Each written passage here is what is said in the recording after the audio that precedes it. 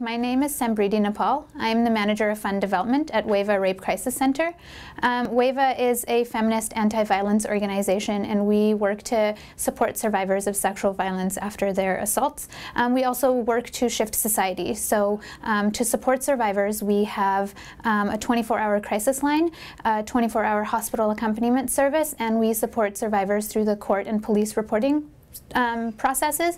And then we also do, to shift society, we have educational outreach and workshops available to the community. Hashtag #MeToo started or gained a lot of traction after the actress Alicia Milano posted a tweet about it, asking survivors to come forward and say "Me Too" if they had experienced assault or harassment. But actually, if you go all the way back, the Me Too movement actually started 10 years ago in New York by a black activist named Tarana Burke, and she launched Me Too to highlight the plight of survivors in marginalized communities, so particularly in communities of color and survivors of color, to kind of do work in a way where other organizations and other folks weren't working quite yet. If we're wanting to create a society that is free from sexualized violence, we can't look at these as isolated things, but we need to look at two really important things.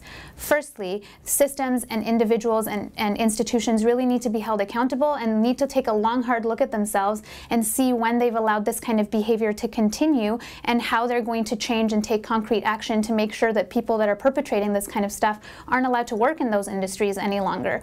The second thing we need to do is, because survivors tend to access support in these kinds of situations, we need to provide funding to the places that are providing survivors with that support.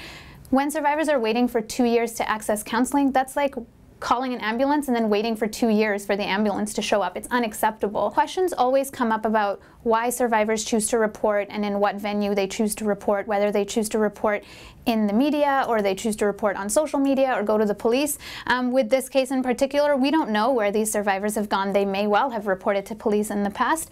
And instead of looking at survivors' individual behaviors, again, I would urge everybody to really look at the behavior of the perpetrators in these situations. So it's really not about how the survivors respond. Everybody responds to violence differently, and they have the right to choose their own path to healing and justice, but it's really important that at the end of it all, we not analyze and look at and criticize survivors' behavior, but really look at the perpetrators and who is responsible for this kind of behavior and what industries have propped them up and allowed this behavior to continue.